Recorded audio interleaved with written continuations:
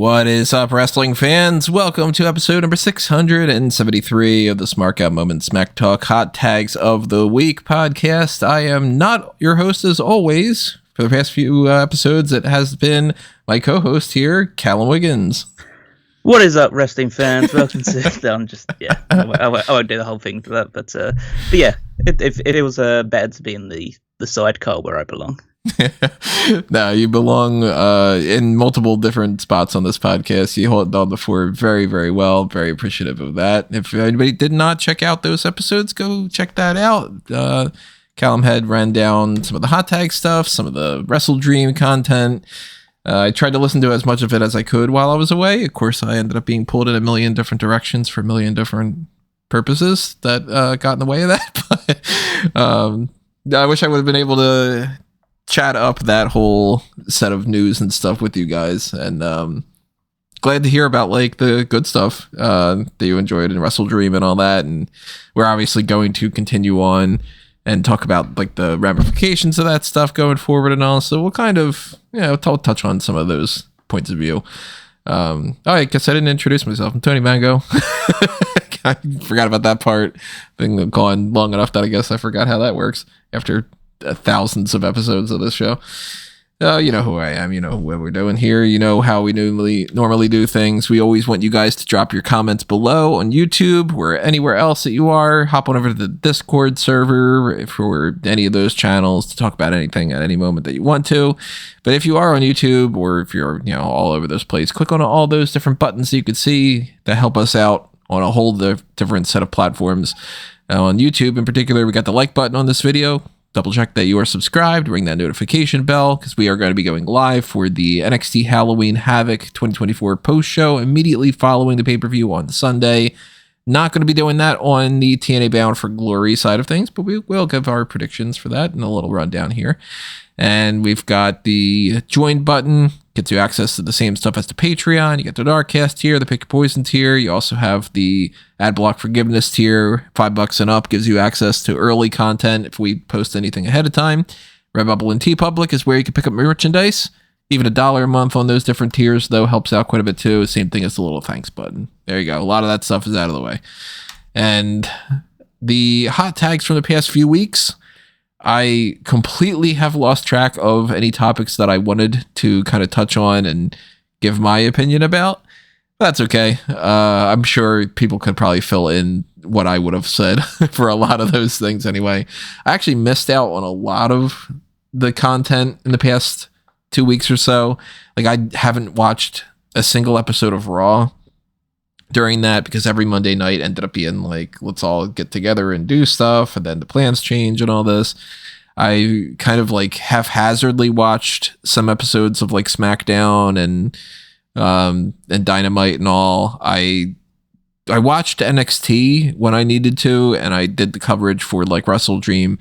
But like Wrestle Dream, for instance, I watched muted while a movie was on in the background and 3 people were talking to me. So even that was kind of a struggle to be like, oh crap, now I actually have to hear what Swerve Strickland is saying. So let me get my headphones out and plug that in on one ear and listen to somebody else talk while we're doing that. And trade one set of stressors for the other one. That's what I keep saying. So now back to the normal set. And we got a lot of hot tags to break down, actually. So some of them are based off of an episode of Monday Night Raw that I still didn't see because I, at the time, was still on a flight. So I can't talk too much about some of them, but let's actually start off with some of that Raw talk a little bit. I'm seeing a lot of backlash over a thing about Carlito. Now, I haven't seen the segment, but I've seen a report about what the segment was, which was, correct me if I'm wrong, Damage Control just get interrupted by Carlito. Like, he's not really a part of the segment or something, but he ends up saying, I gotta learn Chinese in reference to them speaking Japanese. Is that correct? So from the clip that I saw, what essentially happens is the Damage Control are complaining to Adam Pearce because they were attacked on the show by Lash Legend and Chikara Jackson ahead of their match on the following night's NXT. And so they were basically just going on with that. They left the room, and as they were leaving the room, Carlito was coming in because he'd had a segment earlier where he was saying he's going to get Dominic Mysterio a match with Gunther for the World Championship. He just comes in, and as they're passing by, he just says, "Oh, I better learn Chinese." And apparently, this is, by reports, this is an ad-libbed line by him, just thrown in there, and it received, understandably, negative backlash for it. I'm confused about a couple things. First off, the ability for him to just ad-lib like that and them to not just kind of cut the segment, it's already kind of odd, so I don't know if I really fully buy that it's an ad-lib. We're live now. Sure, I guess. If it wasn't ad-libbed, then that's a bad call on the writers. If it was ad-libbed, it's a bad call on Carlito, because I get the joke, but it doesn't sound like it would come off in a way of like, Carlito's so stupid he doesn't realize that they're Japanese instead of Chinese, unless his mentality was just, it's funny if all Asian people are Chinese, which then it's just flat out racist. I don't get where they would be going in that direction, but I'm also confused about what, Dom and Gunther? That's the thing? Well, the whole backstage segment that led up to this was just an involvement with the idea of, like, Judgment Day were in a bit of a huddle and they're a bit upset about things going on, and Dominic Mysterio just says at one point, I could beat Gunther for the World Championship if I had the chance, because Finn Balor's still angry that Damian Priest is going off the World Championship, so that feud's not over. Even though Damian Priest wants to think that it's over, it's definitely not over. So Finn Balor's basically saying, I've got to defend the tag title soon against whoever wins this tournament, but I'm actually more upset about the fact that Damian Priest is trying to go off the World Championship, even though that won't happen until our crown jewel anyway. And then Dottie's saying, I could win the world title if I had the opportunity, and Carlito just sniggers at that. And then Raquel Rodriguez gets in his face and says, "What do you actually do around here?" And his first answer was, "Well, I bring the cool factor." But then his second answer was, "I'm the fixer, so I'm just going to go to Adam Pearce right now and I'm going to fix a match for Dom to take on Gunther," which led to the segment actually after his offensive joke, joke in air quotes there. It ended up with Adam Pearce saying that if Dominic Mysterio can beat a former world heavyweight champion on next week's episode of Raw, then he'll get the shot against Gunther. And then everyone just assumes that, it's one of two things. It's the easy answer, which is, he's going to fight Damian Priest next week, because Damian Priest is a former world champion, so they just do that match again. Or it's going to be Goldberg, because there's speculation now that Goldberg's going to face Gunther at the next big show. Which would be Survivor Series after this. Survivor Series is probably the most likely destination for it. But yeah, because there's talks about whether plans change, because like Bron Breakker, and we'll talk about him later on, but whether the Bron Breakker was supposed to turn face and be the next challenger for Gunther, and they've just reverted on that because the whole Goldberg thing gained traction after Gunther's comments during the episode where Bret Hart was on. So yeah, we'll see what kind of direction that takes. But yeah, the Carlito comment was, if it is an ad-lib line, and I'm kind of inclined to believe that it is, because I just don't think these writers today would put a comment like that in there. I could be wrong, but I think that Carlito just thought, this would be, because my character in his mind might be, I'm a bit of an idiot. I know they're Japanese, but if I say they're Chinese, then it makes me look like a bit more of an idiot, which seems weird because he's clearly getting turned on by the Judgment Day soon. He's getting kicked out of the group, and so he'll naturally turn babyface off the back of that. So that just seems like a really dumb way to do. I mean, more likely, or at least what I would imagine is more of a possibility now at this point, is that he gets kicked out of Judgment Day and is also swiftly kicked out of WWE. Man, it's like you miss a couple episodes of something and it gets like, I'm like, oh wow, we're changing a lot going on right now. Like people are turning face and heel, and his title's changing, and the Judgment Day are all over the place, and it'll be interesting on Monday when I watch the next episode of how I kind of recalibrate things. But this all sounded so confusing to me, and when I had seen that, I was just like, all right, I gotta try to find time to watch the segment. I just haven't had the opportunity since. But yeah, not a great line to toss out there. I hope that the report that I had seen that Io and Kairi weren't offended by it, and that they were like, it's a stupid line, like who cares? I hope that's true, and I hope that Carlito's like, yeah, I probably shouldn't have done that, and like, let me think twice about it, and that he doesn't get fired because I like Carlito, but it's still an ill-advised thing to toss out there. And yeah, a week's worth of backlash on it, I think maybe you can kind of recalibrate after that. But then again, I'm not exactly the right type of person to be talking about whether or not that's the right response to it either. So I defer to other people on that front. But the Bron Breakker thing you mentioned too, Bron Breakker wins back the Intercontinental Championship. And I didn't see the match. Wanted to, but I didn't. I don't know what they're planning on doing here, but I'm assuming the plan is just they didn't really want Jey to be Intercontinental Champion other than to just check that off, like check the box off. And the plan was to just go back to Bron Breakker anyway. But you brought up a good point about the whole Gunther thing. Is that just a matter of setting up something well in the future? And that's not happening until, 2025 onward? Or are they still trying to figure out if they want him to be face or not? Because they like to have the idea of him being like, are there any dogs in the arena? And like, hear the dogs barking and all this, which is a very babyface thing to do. And yet he does things like attack main event Jey Uso from behind and cost him matches. And then he shakes his hand and then he like tells him, fuck your whole family and all this. I want them to like settle on, are we supposed to cheer Bron or not? And I don't know if maybe that's a matter of them not being able to like decide, or if they think that having him do both makes him cool. I think it's just more of like, this is, well, first of all, I don't think Bron really matters in the grand scheme of things. This was all just about the bloodline. Like that's the whole thing this segment was about. It was about the bloodline costing Jey the title, or them getting involved to help costing the title. So another reason for him to be like, okay, now I'm going to be cool with Roman and Jimmy and fight back against Jacob Fatu, who's, I guess they're teasing him against Bron Breakker too.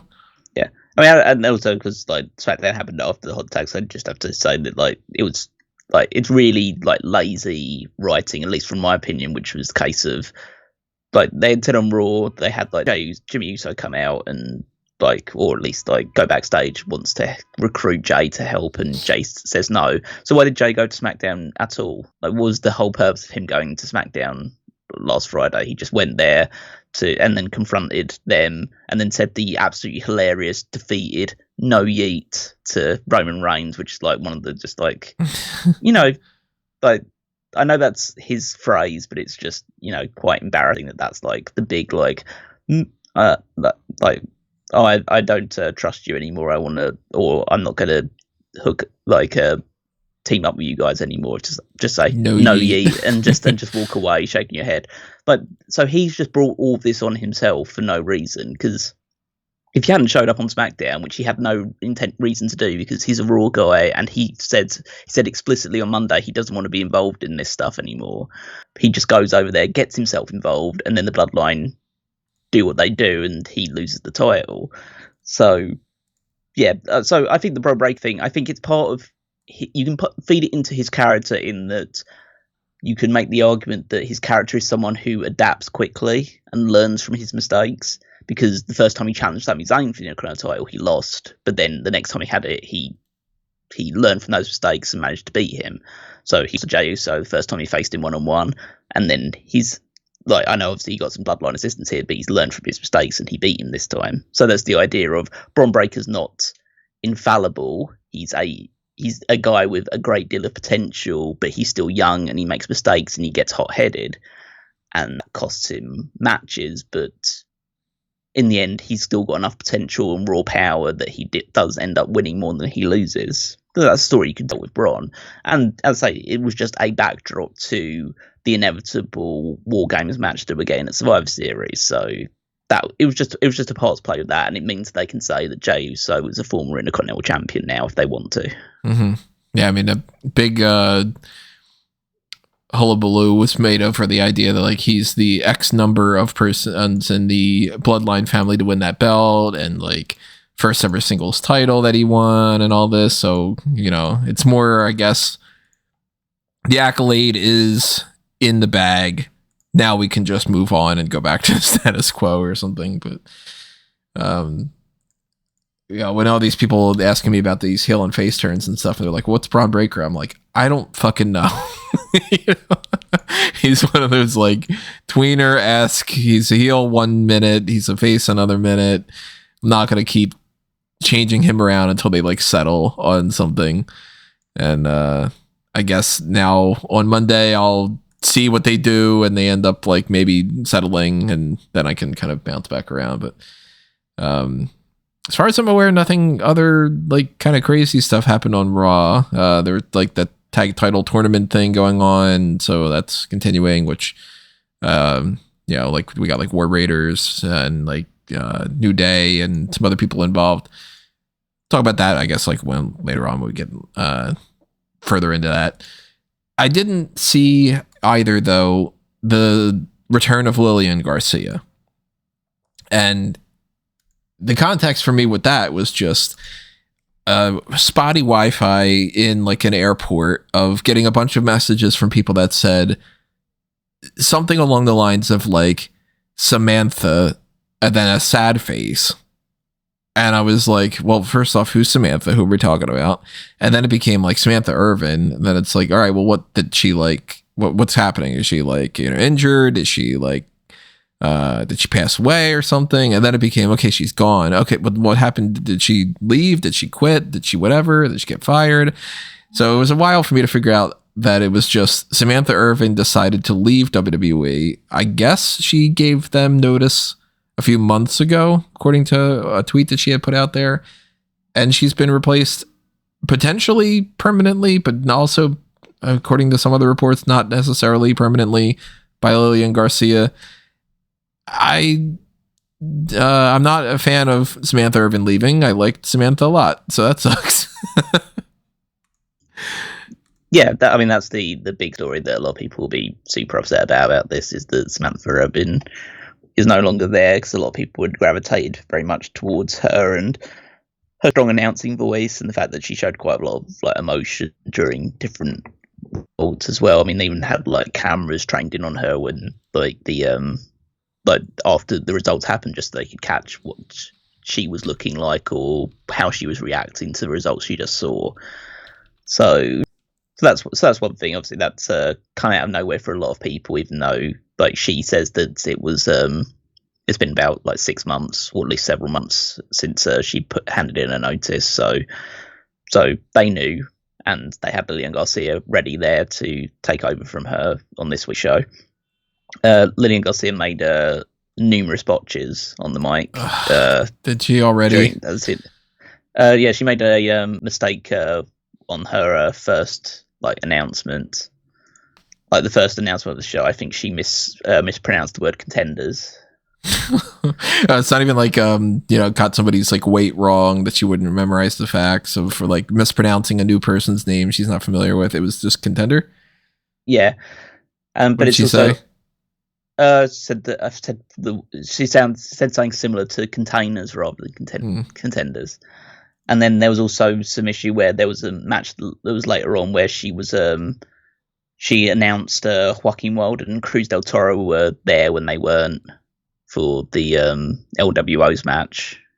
But there is some speculation that was like a rib that was being played on her from backstage. Like they handed her the thing saying they'd be out there when they weren't. So just to bust her chops and. Well, that's what they did. That's what they did the whole time when she was there last time. They used to because she did, like I say, she did flub a lot, but like they also like, I don't say they hazed her a bit. I'd say that. I'd put it that way. I mean, Triple H did the whole thing years ago about like calling her horse faced and all. Yeah, yeah, and I'm sure like there was a good portion of this. It's like just nervous jitters. you know, she's back and she's not sure if people are going to like receive her well or, you know. Well, yeah, I imagine that she may have been a bit worried that people would get quite a negative reaction to her because, like, Samantha Irvin was so popular, and the fact that she's leaving may have, unfortunately, just had some backlash towards her unnecessarily. But it seems that there wasn't anything to that extent. But yeah, and then there was just the weird conflicting reports because it was Mike Johnson, a PW insider, I believe, that announced who put out that news story saying that. Samantha Irvin had handed in her notice hours before Raw started, which obviously makes no sense because Lilian Garcia was there. You don't just call her up. Like if it was the NXT announcer or Mike Rome or somebody else was there that is already on shows, then you could kind of say, okay, they might have scrambled to put that together.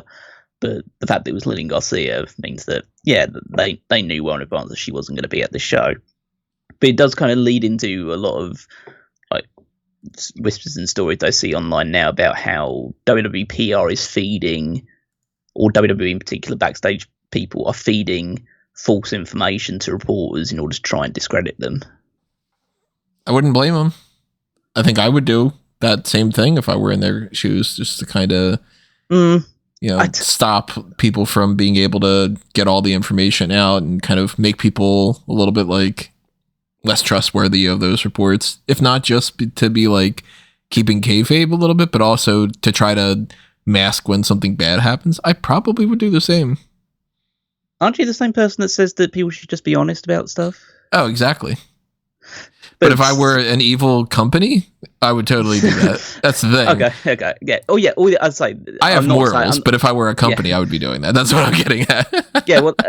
Well, what I kind of like see is like it's a double-edged sword because essentially, if you discredit reporters and then you want the reporters to say something good about you, then people won't believe the reporters when they say something good about you as well. Yeah, I guess you got to target the ones that you want to actually have those reports, and that's why they get like the Sports Illustrated said these amazing things, but then.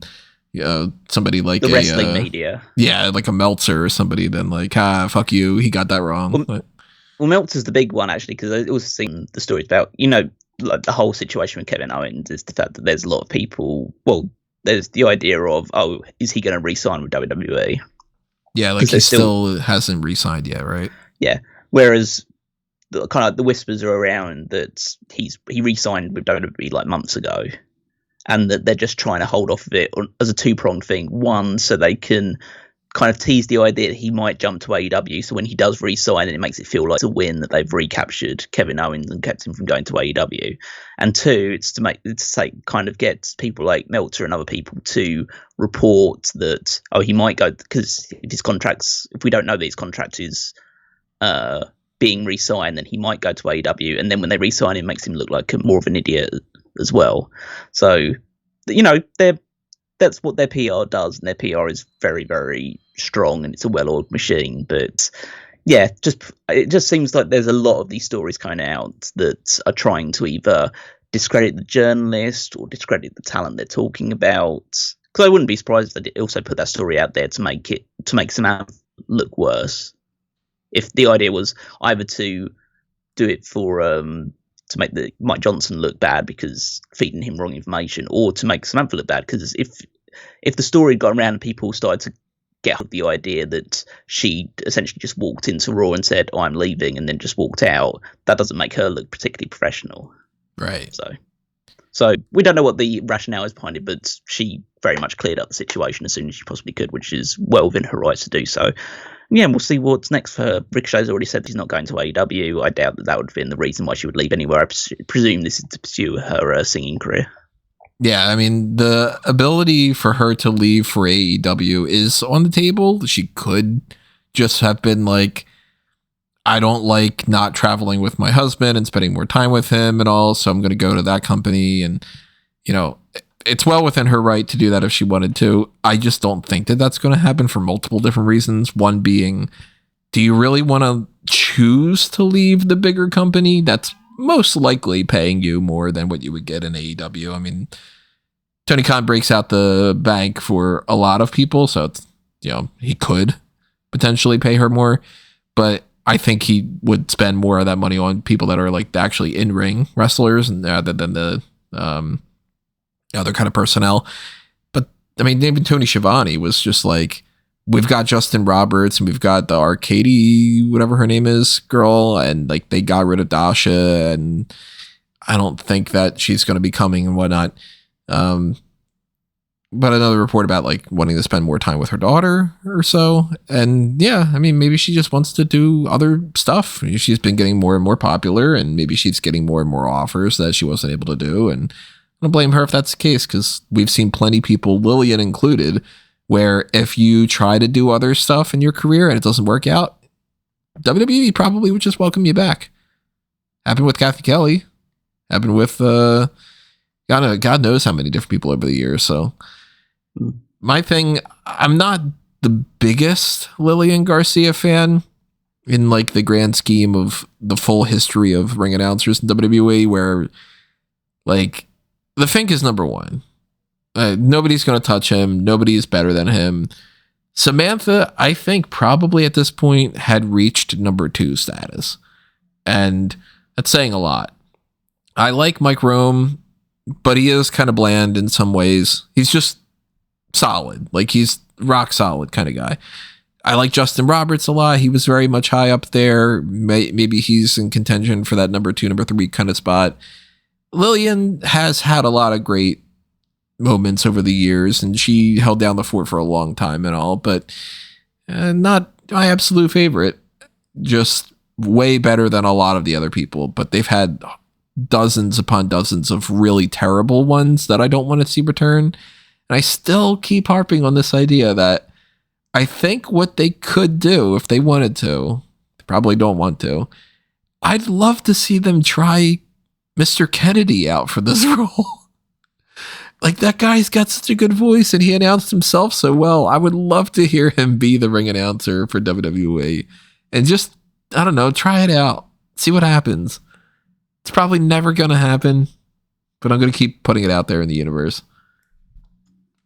Yeah, I'd say that his chip's probably sailed on that idea. I haven't even seen any clips of him doing announcing work for the last like 2 or 3 years. So yeah. Let's see here. Let's bounce to another topic. This is TNA related. I guess we could get into TNA stuff and then talk about Bound for Glory too. But if we've got people in different kind of roles in the company, Christy Hemme is apparently going to be the head of marketing for TNA. I don't know what qualifications she brings to that, if she has any kind of degrees or like, you know, has went to school for marketing or anything prior, but you don't necessarily have to have a degree in something to be able to do it well. Then again, you can get a degree in something and be terrible at it. So if she had proved herself to be a great resource in that aspect, good for her. If she didn't and she got the job anyway, good for her. Yeah, I don't really have like too much to say about this one because like we have no idea what the role really pertains and how good of a job she's going to do at it. But yeah, at least that puts her back into the fold with TNA. Yeah. Let's talk about some predictions for TNA Bound for Glory. It's happening tomorrow night. I am going to be doing coverage of it by proxy of EWN. Gonna, not be paying the most hardcore attention to it. I'm going to try to as much as I can while I'm doing also Collision coverage and probably doing all sorts of other things. But as per usual, prefacing this with the setup of I do not watch Impact and I do not really know much of what's going on with a lot of these stories. So don't bet based off of me. Here's a rundown of the card, and we'll toss out our predictions for what they're worth. The tag team match on the pre-show is going to be Xia Brookside and NXT's Brindley Reese. I guess they're a team against Ash by Elegance and Heather by Elegance. I don't know who Heather by Elegance is, but I did see a clip of them being thrown into like a thing of champagne, like face first. So she's the former Heather Reckless. Oh yeah, I've heard that name before. Yeah. So she's basically just come in as Heather by Elegance to be the teammate of Ash by Elegance. So the By Elegance team against Xia Brookside from NXT UK talent and NXT's Brindley Reese. I'm going to go with the NXT superstar getting the victory here. I'd probably go with the By Elegance duo because they're the actual one signed, well, both signed to TNA. Pinning Brookside, do you think? No, probably Reese. It was like it's not Brittany Reese does anything on NXT. True. Well, she gets involved in the Carmen Petrovic, I'm going to flirt and be upset with Shanti, but then not be a part of it type of thing. It's a big part of her career, not even being associated with Idris and Malik anymore. There's a 20-person intergender Call Your Shot gauntlet, which looks like there are only about 6 names that have been announced so far. Frankie Kazarian is entering at number 1. AJ Francis, Top Dollar, is number 20. And then in between, you've got Sami Callihan, Jake Something, Laredo Kid, Jason Hotch. And then 14 people that we don't know. Without knowing the people involved, that's even harder. And with it being intergender, that's even harder. And it being a shot at any championship of their choosing at any point, that makes it also kind of just, they can just do whatever the fuck they want here. And I'm just going to do whatever the fuck I want when it comes to the prediction. I'm going to say Dijak wins this. I guess that's a prediction to out there. I'm going to predict Bully Ray wins. Is he supposed to be involved in TNA stuff recently? Yeah. Who cares? Yeah, it's about as much of a. I know that he won a Call Your Shot gauntlet in the past for TNA, so fuck it, he wins another one. Yeah. Yeah, I bet that's as valid, if not more valid, than my prediction, so I can't fault you on that one. I know he wrestled Jinder Mahal at Maple Leaf Pro Wrestling at the weekend. That's right. They had like a ladder match or something, I think. Tables match. It was something along those lines. Yeah. Not something on my bingo card for 2024. But hey, it happened. Hopefully it was fun for anybody that watched that. It wasn't. I'd say it's got a less than 1 rating on a cage match. I wonder what's so bad about it. What the fuck do you think is so bad about it? It was Bully Ray and Jinder Mahal having a tables match in 2024. Just throw a third table after a few minutes. Can't be that hard, right? Well, no, it wasn't that harder because I know how the match finished. The match finished with the referee being down. Jinder Mahal puts Bully Ray through the table, but the referee is down, and so what happens is someone comes in, attacks Jinder Mahal, and puts him into the table fragments, and Bully Ray gets up, the referee turns around, and they say that Bully Ray won instead. Oh, yeah, that sounds stupid. Yeah. And also, like, you'd be happy to hear, Jinder Mahal's a babyface in Maple Leaf Pro Wrestling. Yeah, that's exactly what I would have booked. Hey, you got the Jinder Mahal babyface then. It just happens in Canada instead. Yeah, okay. It took him leaving the company for it that joke to fully happen. Oh, that's dumb. Let's see what else is on this cover. We got Josh Alexander against Steve Macklin. Alexander already said that he wants to leave the company in, I think it's February is when his contract expires. So if I were in TNA's shoes, I probably would be looking at kind of weaning him out of the roster and putting over somebody like Macklin, making him seem better by proxy. So I'm going to go Macklin. I think they'll have Josh Alexander win this one because they'll find someone to put, like, if he is leaving the company, they'll find someone else to put over him later on, close to the time he actually leaves. There's still plenty of months for that to happen, so you have Josh Alexander win here. There is a singles match between Moose and Mike Santana. I don't know the context of it, but I know that every time that I say that Moose is going to lose a match, he wins it. So I'm going to say that Moose wins this one, which probably means that Mike Santana will, but I'm going to say Moose anyway. Yeah, I mean, Moose is probably one of the biggest stars they've got in terms of someone who's probably not going to leave the company at any point soon. But to be fair, I think he also said that he's going to retire fairly soon as well. So I might give it to Mike Santana. I don't really know, like, because there doesn't seem to be too much at stake in this one, so I'll just go Moose. He seems like the same there for now. You got PCO and Matt Cardona in a Monsters Ball match for both the Canadian International Heavyweight Wrestling Championship, that's a mouthful, and the TNA Digital Media Championship, which I still don't know the setup of this. I know that there was the whole Steph DeLander thing, but she had, on the last pay-per-view, she didn't wrestle the match because she needs neck surgery, and then they did some kind of an angle, and that's all, some weird love triangle story thing or something. But I guess I'm going to go with PCO wins, because if I remember correctly, I was reading a thing about Matt Cardona being like a chicken shit heel that didn't want to be in the match. And I would think that would ultimately mean PCO just takes out Cardona and that's kind of the end of it. But maybe that's completely the opposite of where they're going. I don't know. I think it depends, really, because the whole Steph DeLander thing has kind of just had to be dropped because she has had neck surgery, so she's going to be out for quite a while now. And so yeah, the whole story about like either choosing between PCO or going back to be Matt Cardona's manager, she's now kind of out of the picture. So I'm not too sure about it, because I guess it depends on what Cardona's relationship with TNA is, whether that's like a more long-term thing or whether he's just, going around the indies again.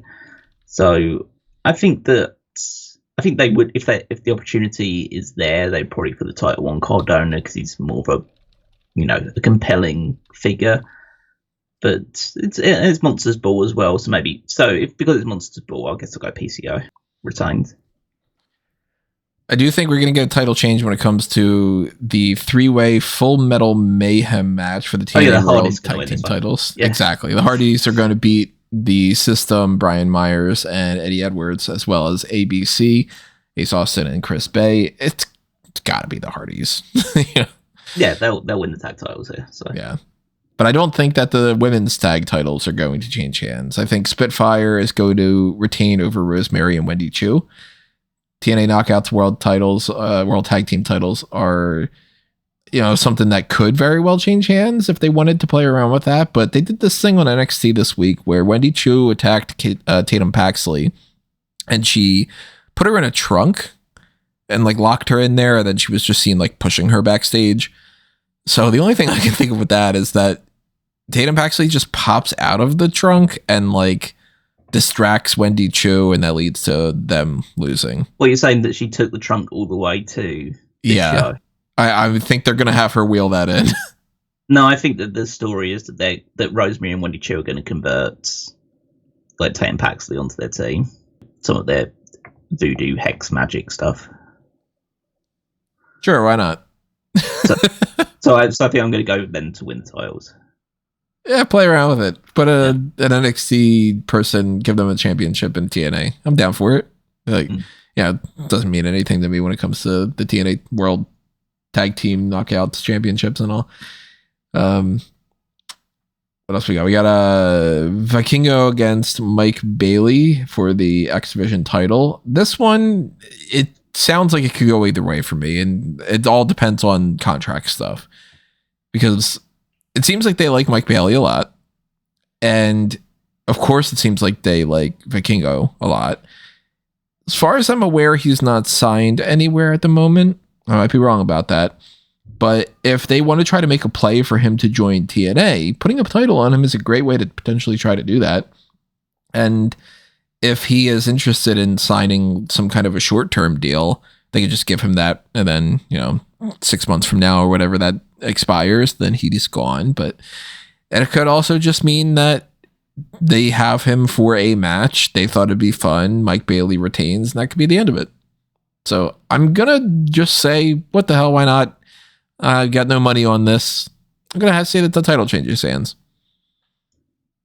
I think Bailey will retain. Like El Hijo del Vikingo is very much still signed with AAA. He is? Yes. So, as I say, I don't know how long term that is. I doubt that if his contract is expiring, he's going to go to TNA, because, like, You would both think WWE both or WWE and AEW. AEW will want him, so he'll get a better offer somewhere else. So yeah, I think Bailey will retain, just because he's probably going to be. I don't think it's as likely he's as primed for an offer for a bigger company. Even though I think that he's probably in the realm of people that should deserve that kind of run now at this point in his career. Fresh off a 5-star match at Maple Leaf Pro, by the way. But it Not against Jinder Mahal, right? No, that one was against Takeshita, and it's very difficult not to have anything less than a 4-star match with Takeshita. So, but still, good for him. We have Jordynne Grace against Masha Slamovich for the TNA Knockouts World Championship, which for the past few months I kept saying, well, I got to take that title off of Jordynne Grace at some point because she's clearly leaving and going to WWE in January. Well, now I am just looking at this and going, yeah, it's not going to happen here, though. And watch it end up being that I'm wrong about that. But I 100% think it'll happen. I'm going to defer to you for that because you know way more about it than I do. But at the same time, I don't really know that much more. But I think that. Have you seen a Masha Slamovich match? Yes. Then you know more about it than I do. I have not seen a single match of hers ever. So she is kind of. Or at least I don't think I have. She's one of the most prominent women on the independent circuit, and also obviously she's signed with TNA, but she does stuff with like GCW and loads of other places as well. But yeah, I think that like this is probably like a handpicked. Well, I say handpicked, but like this would be an opponent that Jordynne Grace would be more than willing to lose to the Knockouts World Title to. Lash Slamovich is well established. I don't think she's ever been the Knockouts champion, as far as I'm aware. She's been like she's a 3-time Knockouts tag champion, but she's never won the world title yet. So I think that this would be the opportunity to give her the belt that frees up Jordynne Grace, so she can just have like a few final matches with TNA before inevitably joining WWE in time for the Royal Rumble. But yeah, I think that we're going to see a title change here. I think they do still have the rest of November and December and a little bit into January potentially to change that. So for the sake of just being different, I'm going to say Grace retains and then they put it on somebody else. But then again, if Slamovich is in that kind of position, power to her, put the belt on her too. And the same thing when it comes to the Joe Hendry, but in a slightly different scenario. So Frankie Kazarian is going to be special guest referee for the TNA World Title match. Nick Nemeth is going in as champion. Joe Hendry is challenger. Joe Hendry's contract doesn't expire until the end of 2025. So the idea of him leaving and going to WWE does not seem like that is in the cards. But he did recently tease that 4 months from now, when somebody was like, oh, he's losing all his steam, that would be like very poorly aged. And to me, that says Joe Hendry pops up in the Royal Rumble. And that says to me, Joe Hendry potentially pops up in the Royal Rumble as the TNA World Champion. And that's a means for them to get some more eyes on that. And they continue that thing that they did with Jordynne Grace and have her be the, hey, it's the women's champion in there and she's in our Royal Rumble and she does well and all. But he doesn't necessarily have to win it here. He could win it in November. He could win it in December. He could win it in January since pay-per-view is not happening until the beginning of February. The Kazarian thing as special guest referee makes me think that probably Nick Nemeth is retaining and that they're going to drag that out a little bit longer. But then again, that is with the context of not watching this stuff, not knowing any little hints that they've put ahead of time and all. If they go with Joe Hendry, then it makes perfect sense to me as well. But I'm going to say Nick Nemeth retains. I wasn't aware that Frank Kazarian was special guest referee, so it's kind of made me rethink some things. So what I imagine is going to happen in this match is that Joe Hendry defeats Nick Nemeth, wins the TNA World Championship, and then Frank Kazarian, who'd previously won the Call Your Shot Gauntlet earlier in the show, cashes it in and beats Joe Hendry and wins to win the show. So you're changing it from Bully Ray to Frankie Kazarian. Yeah, Now I think that Frankie Kazarian's going to win the Quick Shot Gauntlet, and that he pins Joe Hendry and he walks out of Bound for Glory the TNA World Champion. That could happen. Just so you can say that Joe Hendry was the TNA World Champion, but then you don't have to then deal with the ramifications of Joe Hendry being your World Champion. And I think Joe Hendry's going to be in WWE by next year anyway. So I could see him signing when his contract is over, but I don't think that they're going to like step in and change that prior to that. Oh no, but I think that like he'll. I don't think there's any real reason. I mean, they could have him win the world title and he just holds it for a couple of months before losing it to somebody else. But I don't think that he'll be world champion going into like the Royal Rumble or anything like that. I think he'll just be a WWE superstar or an NXT superstar by that point. For 2026, you mean? No, next year. Oh, his contract ends at the end of 2025. He'll get it rearranged that it gets. You're expecting that to happen? Okay. Well, they've done it. They've done it with multiple other people so far, so I think they'll just do it with Hendry as well. I hope so. I mean, well, this is just what the WWE relationship with TNA is. It's just they take all TNA's top stars and then they just send over their least important NXT people, and that's basically how the relationship works until they eventually get bored and they leave them with nothing, and so they're just left to fend for themselves for a little while. Well, let's move from TNA to New Japan and talk about the Royal Quest 4 event that happened. I didn't watch a single minute of it, but give me a breakdown of what happened. Did you actually watch the show? No. and was it like something that wasn't necessarily like calling out to you to be like super entertaining, or was it a matter of like timing? Oh, nothing.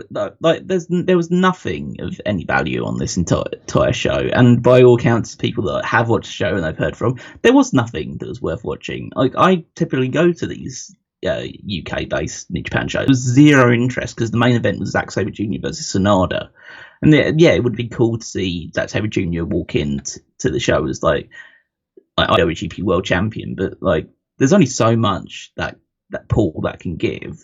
Like, this entire show from top to bottom was just absolutely like had zero star power throughout it, and it was reflected in the attendance. The attendance was terrible. It was like it was significantly than the last. Yeah, significantly lower than the last time they were in the UK. Like, it was, there's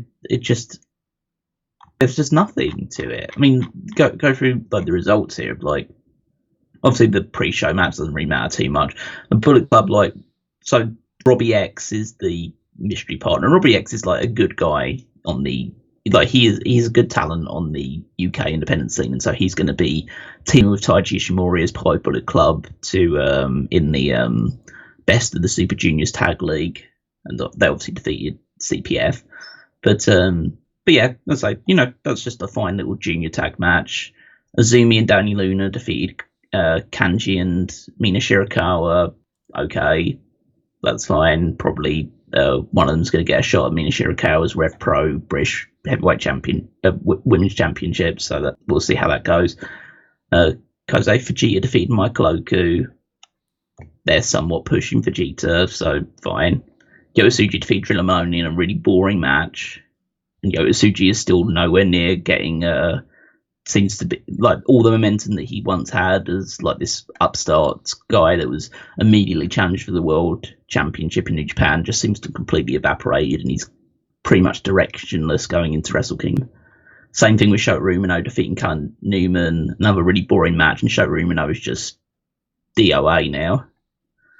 Like, he needs to leave New Japan, or he needs to, or the argument is that he needs to leave New Japan, and then there's an extensive argument there to say he should probably just leave wrestling. Maybe he just doesn't have it anymore, and like the only hope is that like he goes to AEW and Moxley just slaps the shit out of him to get his his shit together. But there was a thing with like Taka Michinoku defeated Gedo in 2 minutes, and then David Finlay defeated Taka Michinoku in 2 minutes. So that was like, okay. That was probably the most fun thing that happened on the show, really, because it was just like, oh, okay, just you can see Taka Michinoku be fun and do his thing. Lij defeated TMDK and Mascara Dorada in a six-man tag, which didn't really have any meaning to it in the grand scheme of things.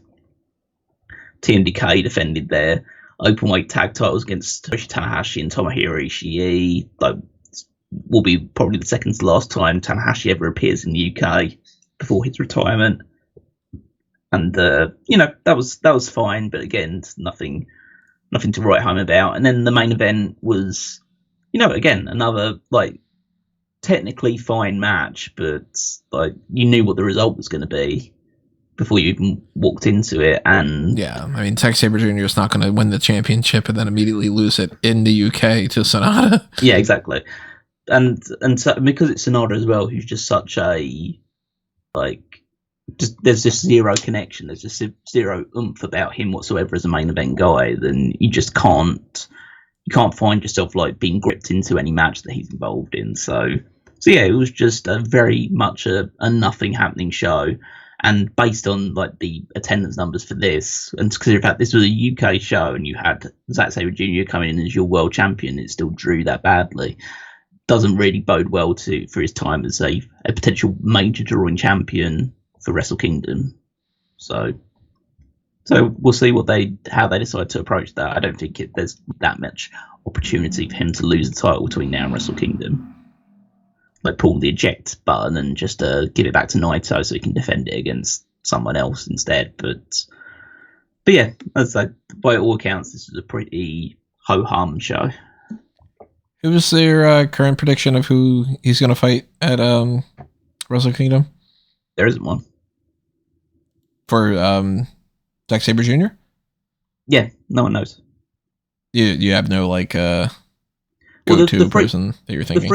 The three people that came out to kind of quote-unquote challenge him after he won the title at the King of Pro Wrestling show was Sanada, Shota Umino, and Shingo Takagi. Shingo's already a champion. He's currently the strong openweight champion, so he'd have to lose that. Or never openweight champion, should I say. So he'd have to lose that before he'd probably challenge Zack. I mean, it's not necessarily he'd have to, but it's likely they would have him do that beforehand. And if they do show Rumino, then they're just like, they must have like a hole in their head or something, because with the reaction that he's currently getting, there's no way that he can be the main event of the Tokyo Dome show. I think they really need to get someone from AEW to be in that match with him if they really want to make it like a sellable match. Do they normally have like a certain time frame of the year that they announce who is going to be fighting for that? Well, it's supposed to be the G1, and they decided to not do that. So right. So now there's no precedent as to, or at least in recent years, there's no precedent as to who will be challenging him for the title. So yeah, we don't really have too much of an idea about what's going to happen there. So moving on from that, we're going to switch over to, I don't know what in the event with this. You told me about it right before we got started. Drew Gulak? Okay, so yeah, this is Beyond Wrestling. So this was a clip they put out on their YouTube video where Drew Gulak obviously left WWE several months ago off the back of like Ronda Rousey's accusations about his behaviour behind the scenes towards her. And so there was a segment where he was in the ring with Masha Slamovich, as previously mentioned, and he basically goes up to her, he's got a mic in his hand, and just says, like, did you ever feel that I was a danger in the locker room? Masha says no, and then he asks a few like other questions to basically just try and build up that stuff. And then he basically says, well, you should have, and then drops her on her head with like a suplex or something. And yeah, so that's basically what his heel character in Beyond Wrestling is going to be, is the fact that he's going to lean into the accusations that Ronda Rousey put towards him and present himself as like maybe not just towards like women or anything like that, but just like as a dangerous character. Not exactly the direction I think I would have gone. Oh, this is pro wrestling. Like I say, normal people or people with morals wouldn't do it, but wrestling doesn't have those. So like he's going to lean into that to add to his heel persona. Let's go to this lawsuit from WWE, bringing back this Melvin Phillips Jr. Ring Boys situation. I finished the McMahon documentary finally over the course of the past couple of weeks, which they do touch on that a little bit here and there, but I still am not super duper aware of the ins and outs of what the new information is or what the new lawsuit is going to be doing. I haven't read the reports yet about that. I haven't had an opportunity to, but is it just basically bringing this back up again, or is there anything like new being presented? Do you know about that? Apparently it seems to just a lot of the case of like just some people have now I don't know whether it's because they've just been inspired or empowered by events that happened recently, but they are just bringing it back into light after things that happened in the 80s and 90s. So the whole story is that there are these 5 unidentified claimants who claim that they were sexually assaulted at wrestling events, hotels, and other venues by Mel Phillips, who was a ring announcer and like, kind of like a heavy hitter in WWF in the 1980s and 1990s, part of like this whole Ring Boy scandal. So the suit has been filed against Vince McMahon, Linda McMahon, and World Wrestling Entertainment and TKO as a whole, basically because Vince and Linda were the president and CEO of the company at the time. So the whole suit is basically pushed around the fact that they were aware that these events were happening and did nothing to prevent them or to stop them. So basically pushing the idea of allowing the open, rampant abuse of ring boys as young as 12 who acted as assistants to Mel Phillips in the 80s and 90s.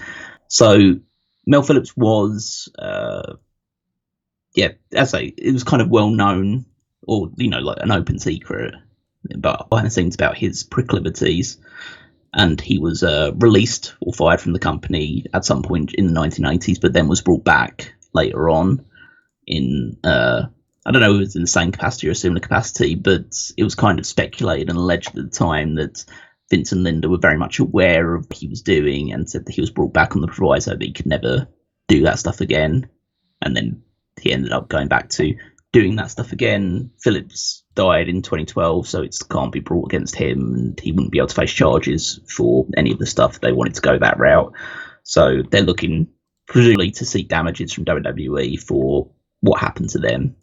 So yeah, we'll see how that one progresses. Obviously, this is a different lawsuit to the Janelle Grant one, which is on pause at the moment while they do their while that investigation is taking place, but that will resume presumably as soon as the investigation ends or allows them to carry on. So this will go on concurrently to that.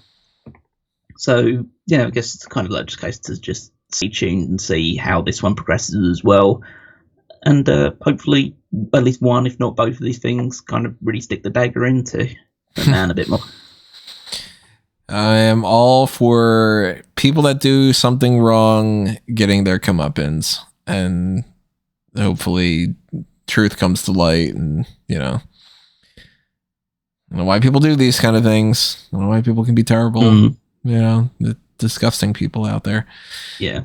I saw one thing saying about like Tom Cole's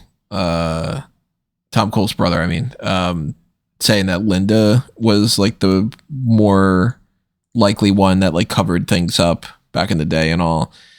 And I don't know, the more that comes out about Linda McMahon, the more that squeaky clean, well, she's the one that's not as crazy as Vince thing seems to be like. She was the one in Trump's. She's the one in. Well, it was in Trump's cabinet, right? Like that was a big like, kind of thing. We're not gonna get super into politics here. You guys all know how we feel. But the switch up from that, let's go to another set of topics here. We already talked about Monday Night Raw, so I guess let's bounce over to NXT and talk about the remaining little factors there. We had that Metaphor and Damage Control match. Ended up with Chelsea Green and Piper Niven attacking both teams. So they're doing a lot with that women's tag team division now. It's almost like they finally realized that they can have multiple brands interacting with these titles, and I like that. I did not like the addition of this Cole Custer guy and all the things they did with Hank and Tank and OTM and incorporating this NASCAR guy. All that stuff is usually stupid, and it was.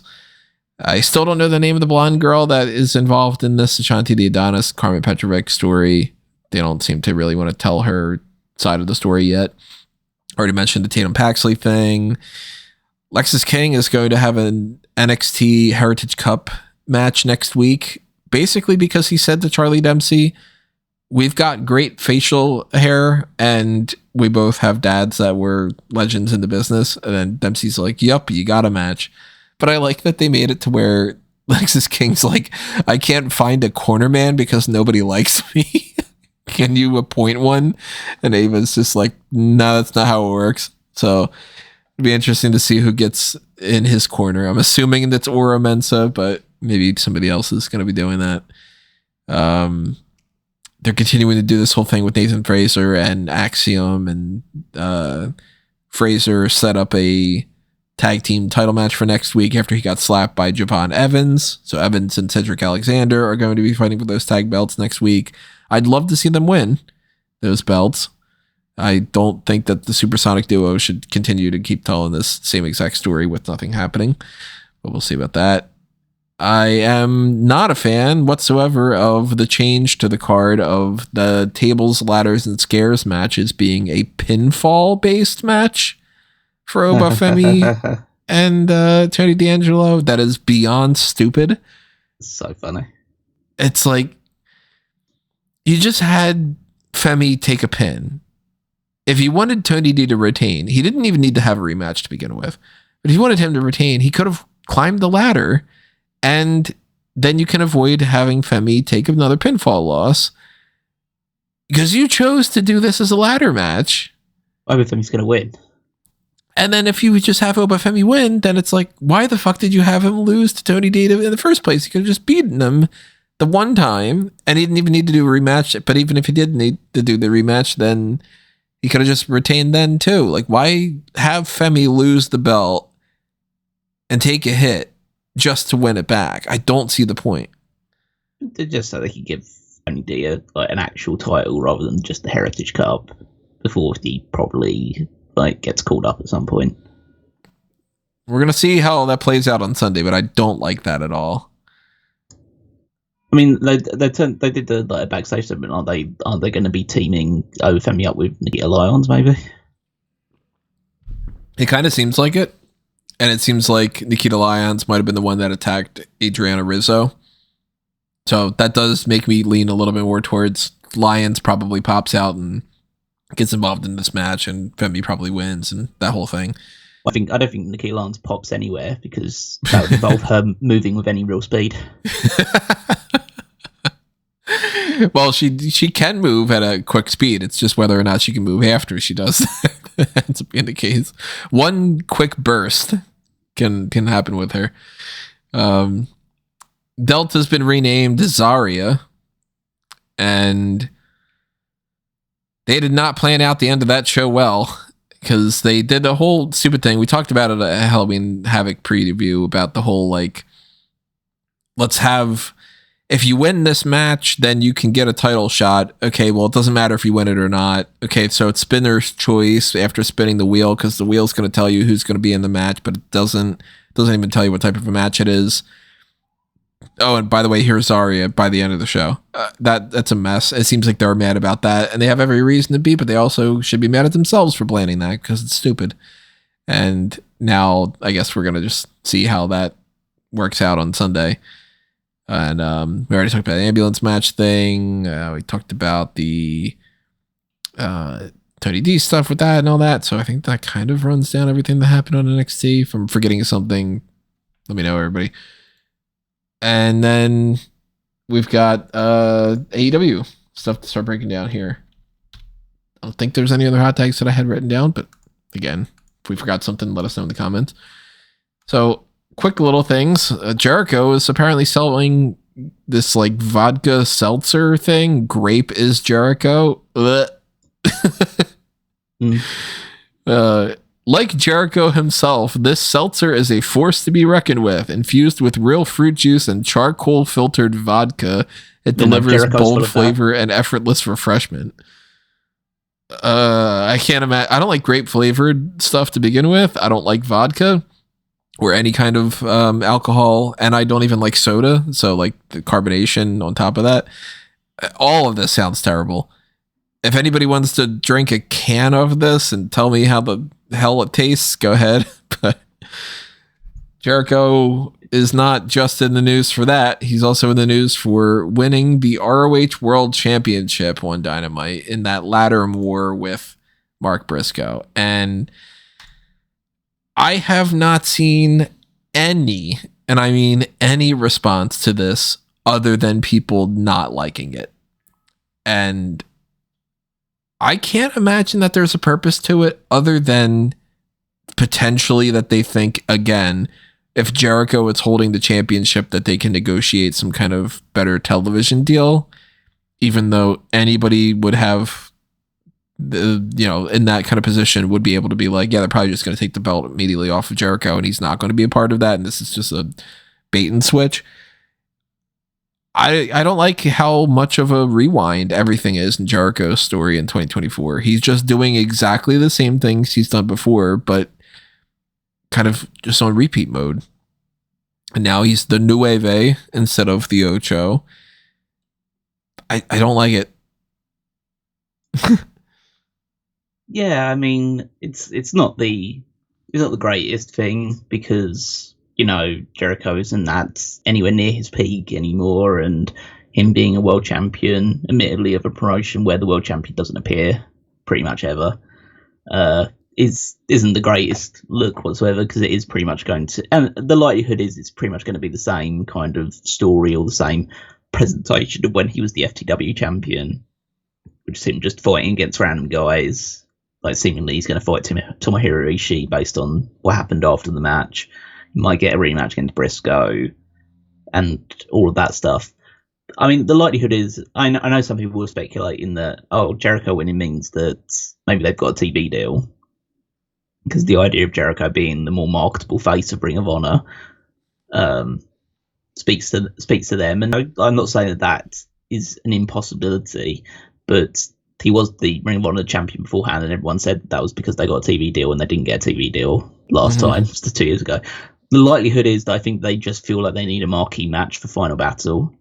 And I think Final Battle, the main event of that is going to be, it's not going to be the main event, because I still think the main event is going to be Athena versus Billie Starkz, because they're going to try and promote that as like the big deal, even though it doesn't have the same momentum as it did have last year. Speaking of Athena, you wisened me up to the idea that she has a spinner belt, and that looks terrible. She even has a picture, like, that shows a picture of her with the championship to be on the belt, which is like belt inception or something. Yeah. So, but yeah, I think that that will still be the main event, because they'll try and use that as a big launching point for Billie Starkz, and obviously the thing has the longest title reign in Ring of Honor history, so they'll make that the main event still. But I think the kind of marquee match at Final Battle will be Chris Jericho versus Samoa Joe for the Ring of Honor World Championship. That makes sense, because Joe was taken out by the Learning Tree before his recent hiatus. So I think that's the story they're going to build up to. So, but as I say, that has like a bit more marquee value to it than Mark Briscoe versus Samoa Joe. And it also means that they can put Mark Briscoe seamlessly into the more kind of this AEW versus BCC storyline. And also mean that he can probably compete in the C2 like he did last year as well. So there could be some good things that fall out of it, but overall I can understand the negativity towards it, because it probably shouldn't be a guy in his early 50s being world champion again. How did you feel about the contingent, the block Jon Moxley angle on Dynamite? Because I didn't like how they presented that. I thought that it was like at the very beginning of the show, I liked it when they're all standing there, they're all ready to lunge after them. But then when they kept showing that they were just in the parking lot standing around, and perpetually somebody like Chuck Taylor would come in and be like, hey, by the way, your match is next. And they're like, all right, well, I'm going to go. I'll see you later, guys. And then they would be kind of tag in and out. I thought that was pretty silly. I saw some people like have a bit more of like a negative reaction just for the group of people that had been assembled there and just saying, oh, they all look like a bunch of jobbers. And, you know, there's some things to be said about, like, obviously Dark Order being there and Top Flight and, like, the Butcher was there and, like, Jeff Jarrett's crew. So it wasn't exactly, like, a bunch of your top main event stars. Like, people were drawing comparisons to, like, the TNA Frontline versus the Main Event Mafia storyline from all those years ago. But, yeah, and I can understand like the idea of like, oh, just going back and forth between people coming in and out of it.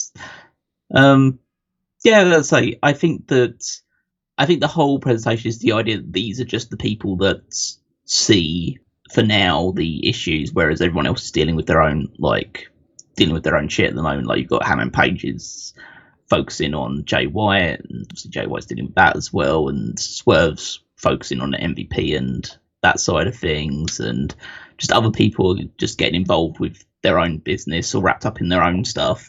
And these are the people that have, you know, been most closely affected by what the BCC have done and are ready to stand up against it. So, like, I think it's fine. I think they're still trying to figure out how to try and do this takeover angle well, and takeover angles in wrestling history have always been a bit, I would say they've been hit or miss. They've mostly been misses. So I mean, they had a miss earlier this year already with the Elite. Yeah, that one's just already disappeared. Yeah, now the whole story is kind of like they're kind of staring off from the distance about all this stuff happening. So I know inevitably that the Bucks are going to turn babyface. I still think Perry is very much going to join the BCC. Like that's the story they seem to be telling. So, do you think that that's the ultimate end goal here, is that the Elite ends up being the baby faces by proxy of a bigger threat comes, and then it's like, okay, we're going to get our shit together and not do that? I don't, well, it depends on what you consider like the ultimate end goal. I think that's part of the story. I don't think that's like the ultimate end goal. I don't think I think there are multiple, like, well, my hope is there are multiple ambitions out there. One of those ambitions being that Darby Allin wins the world title at some point. But Allen's got to be the guy that beats Moxley. It's not going to be Orange Cassidy. I think Allen's got to be a guy that beats Jon Moxley. I don't think he's going to be, if you get what I mean, he's going to be a guy that beats Jon Moxley. He's not going to be the guy that beats Jon Moxley. What do you mean? I mean, in the sense that... Because wouldn't he be the one that would beat him for the title? Yeah, he'll beat him for the title, but then Moxley will beat him back for the title and still reign supreme on top of it. I think Hangman Page is eventually the guy that beats Jon Moxley. Still hoping that they continue with that Hangman's the central character of AEW kind of thing. Yeah. Well, I think that's the idea that they're building up like now this big antagonist, and eventually Hangman Page will be the one that comes back to the light to win it, or it could be Ospreay, who knows? But I think Allen will be a stopgap kind of champion, which is fine. I think that's kind of a role that kind of suits him better, to be like, you know, a guy that gets to the top of the mountain every now and again. Yeah, like a Mick Foley, like a obviously not in size or stature, but like a Lex Luger type. Like, just, you know, because he was the guy that like beat Hogan when he was, like, because everyone talked about obviously Sting and Hogan going into Starrcade, but Luger won the title in between that point in time, but he only held it for like a week or so before Hogan won it back. So I always forget about that. To me, it's always Sting and Goldberg. I completely bypassed the Luger thing. Yeah, most people do, because it just happened on a random episode of Nitro that and was completely I would say retcon, but obviously just like Hogan won it back immediately afterwards. So but yeah, that's as I say, I think that there's a long way to go with this story. I don't think it's going to be like the Bloodline thing where you need to be talking about innings and like 3 or 4 years down the line. But I think that we're still very much in the formative stages of this, so I'm willing to let it play out for a while before we can judge it positively or negatively. I don't think it would be something that we can really even judge about, like end of year awards, stuff like that, because it's still going to be so in its formative stages by that point. Yeah, I agree. The big thing that's like the most interesting is obviously the end segment of this, which was them breaking, Pillmanizing Chuck Taylor's neck at the end of the show, and then Orange Cassidy pretty much snapping, which was actually like they did that in it, like an exclusive thing they put out on YouTube of like him just shoving Daniel. I didn't see that. So yeah, then an exclusive clip they put out on like their YouTube and socials afterwards. They showed a clip of like Orange Cassidy like shoving Daniel Garcia and getting like kind of riled up and angry about the whole situation, and said that he's going to deal with things on Wednesday. So I think that he's the first guy that's going to step up to challenge Moxley for the title. Mm-hmm. But he'll fall short. But it's an interesting evolution of his character, because the whole kind of thing they've done over the last couple of weeks is to say like Orange Cassidy can be the man if he applies himself enough. So we'll see how that goes. Yeah, and he has to like get his shit together and stop just being so not like frivolous, like carefree, I guess is better word. Yeah, exactly. He needs to take it seriously. Yeah. This was not a part of the show, but we do have confirmation now that Adam Cole and Britt Baker have, in fact, split up. For anybody that follows the whole gossip train and everything that's been going on for the past few months regarding all that. No confirmation yet that the Britt Baker and Christian story is real, but I guess, more and more when that stuff comes out, the more and more it seems like that probably would be the case. But that is something that, hey, we talked about it here and there, so I figured might as well just mention it. But we did have more with Adam Cole on the show, and the whole thing with this MJF story, which he was just getting a massage, and he's like, I'm going to do my usual thing of you have to beat a certain amount of people to be able to get a match against me at Full Gear and all. I'm not loving it. It's just a shame because I like Adam Cole a lot, and I, love MJF and all, but it seems very clunky. And the transition from one to be babyface and the other one to be heel and kind of swapping it 180 and all, I don't like how this is playing out. But I'm hoping that by the end of this story that we get like basically the Undisputed Era as babyfaces, as people that can fight the Blackpool Combat Club and just move on. So I kind of want to skip to that already. You know what I mean? Yeah, I get that. I think that, so had to be like just multiple twists, just but through circumstances outside of their control, as well as some circumstances inside their control, but they decided to go down this route. I mean, the interesting, well, if you want to call it interesting thing about this whole challenge of you have to win 3 matches, the first person to win 3 matches gets the shot at Full Gear. So essentially a challenge, a race against time now between Roderick Strong and Adam Cole about who gets the match there. I wouldn't be surprised if Roderick Strong gets this match at Full Gear. I could see it. And then Adam Cole gets the match at World's End. beats him, and yeah. Because also it means that like MJF hasn't won a match on pay-per-view for he did beat Daniel Garcia, but like he isn't like hasn't been particularly, I would say, strongly booked on pay-per-view recently, because obviously he lost to Ospreay, and then he beat Daniel Garcia but only by the skin of his teeth, and then was beaten up by Daniel Garcia afterwards. So I think having him beat Roderick Strong, maybe even like beating him up and like hurting him afterwards, which would help like lead into the formation of the Undisputed Era again, or whatever they would call themselves here. I guess it's the Undisputed Kingdom.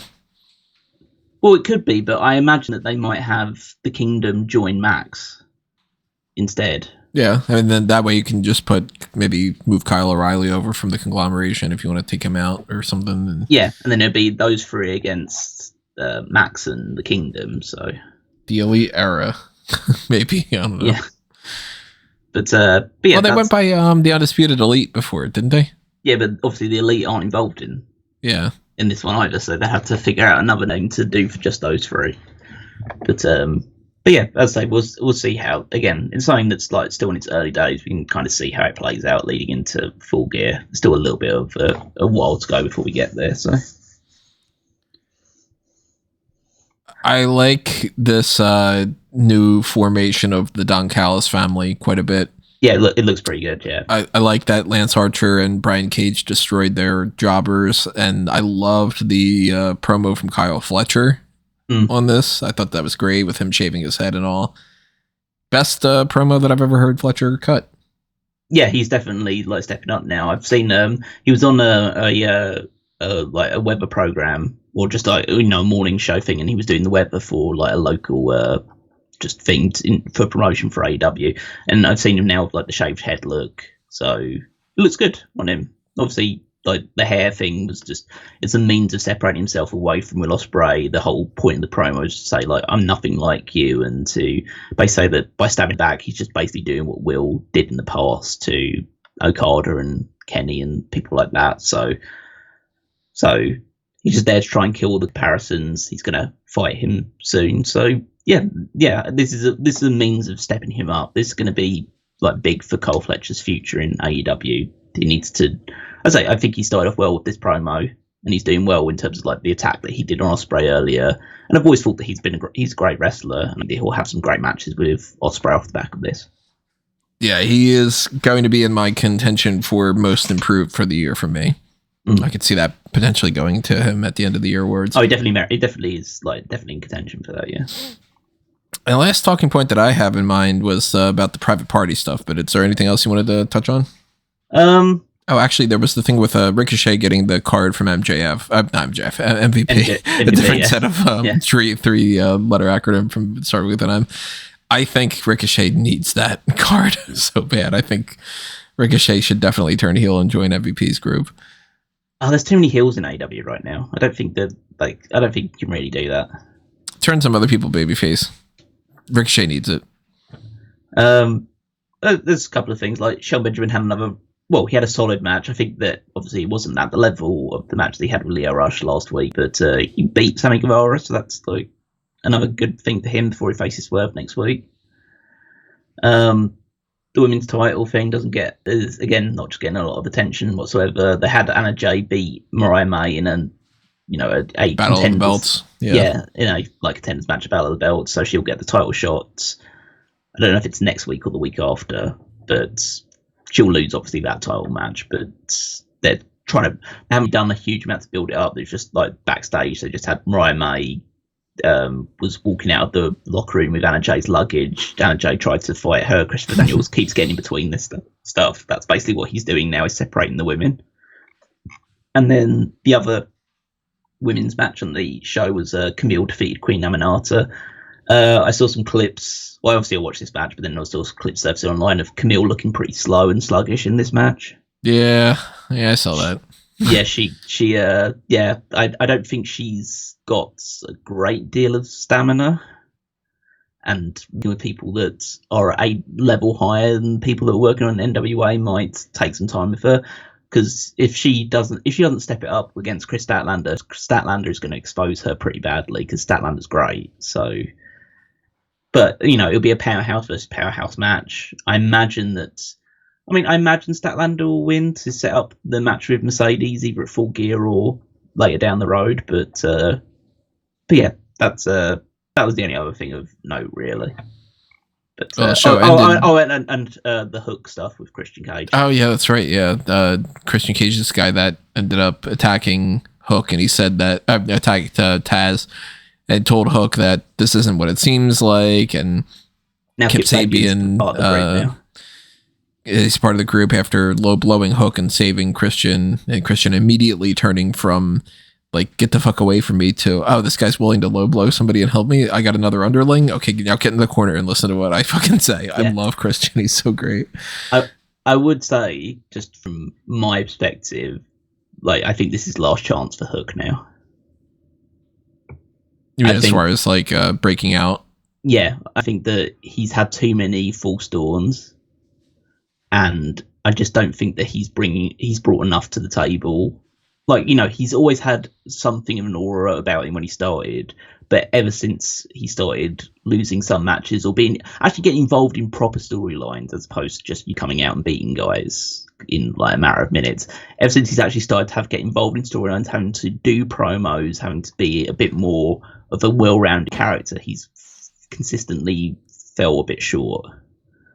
And I think that, I'm not saying that it's end of the road with him like in AEW, but I think that if he can't get it together with Christian, and Christian's like one of the best characters on the entire show, like if they can't get to a third or fourth gear in this rivalry, then I think they're better off just cutting loose and letting him go to WWE and see if NXT can do something with him instead.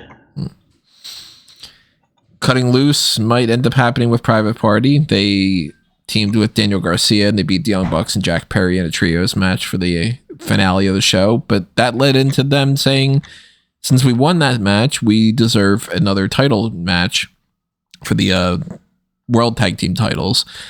And they're actually putting their team up as collateral. If they lose next week and they don't win the NXT, the AEW World Tag Team titles, then Zay and Quinn are going to split. Which immediately shows me, at least from the history of like the way that things are built, that they're going to split. Because I can't imagine they're going to win those tag belts. Oh, they're 100% going to win those tag titles. Really? You're leaning more in that direction? Oh, 100%. I don't see... There's no benefit to them splitting up. Because essentially if you split them up, then Mark Quinn's got nothing. Because obviously they've already pointed to the fact that Zay is the kind of the singles guy out of the two of them. And I think that I don't think they're just going to leave Mark Quinn out to dry. I think that this challenge has pretty much cemented the fact to me that they're going to win the titles. It's pretty much like this is the Acclaimed thing all over again. Like they had the match at Wrestle Dream, and they played everything possible to try and get the crowd super invested in them and to turn them from guys that people were vaguely interested in to people that guys were super interested in. And then instead of the Acclaim match where they thought, the Shakur and Audible would have to win the title straight there, and they didn't, and they had to wait a couple of weeks before they won the titles. They're just doing the same thing with Private Party, pretty much.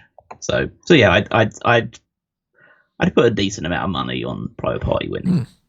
So I'm thinking more so that they've been telling the story about in 5 years you haven't changed, and that they're going to split up, and it's going to be more like one of them goes to Ring of Honor and one of them is in AEW is trying to get into the singles thing, and then they end up not really being able to do all that much, and then they rejoin again. I think that it's going to go that direction, but it could potentially. But I think that the likelihood is that they're there to hold the tag titles for a BCC team to win it off of them, or for a Brian Cage and Lance Archer to win it off of them. That's another possibility. Yeah, I didn't think about that. Well, I guess we're going to find that out next week, Fright Night Dynamite.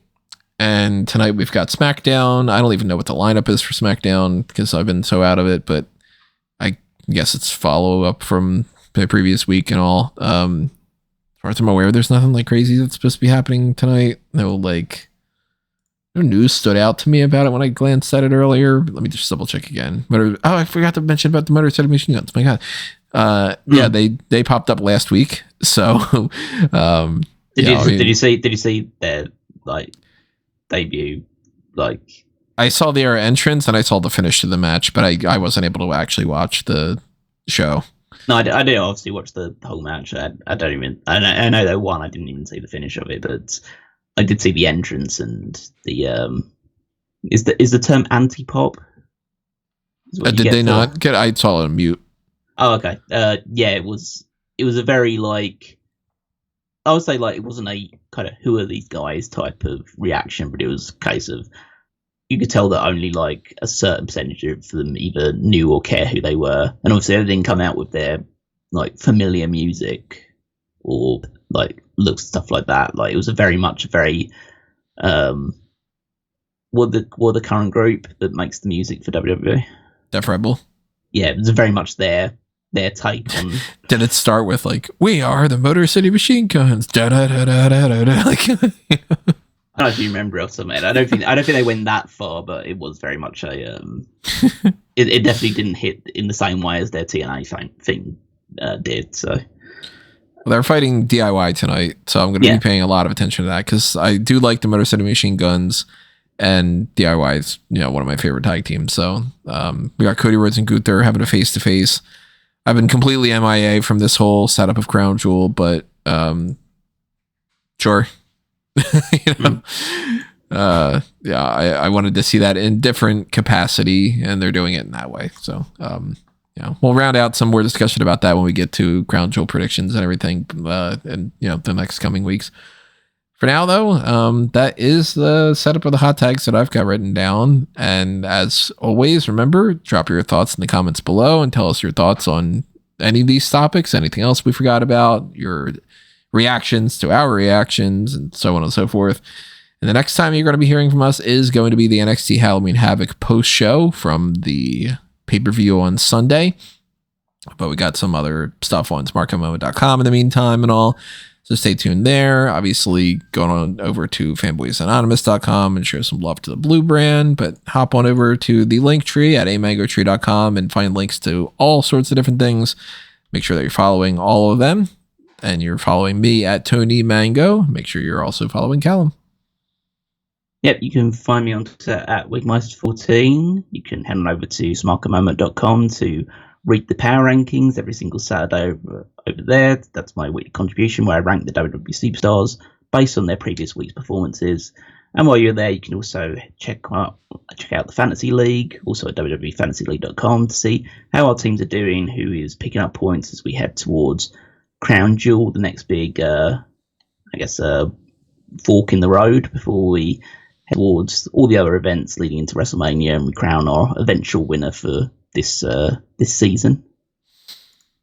Okay, everybody. You know the deal. Hit that like button if you didn't already. And we will see you next time. But for now, this has been another Smark Out moment. And we are being counted out.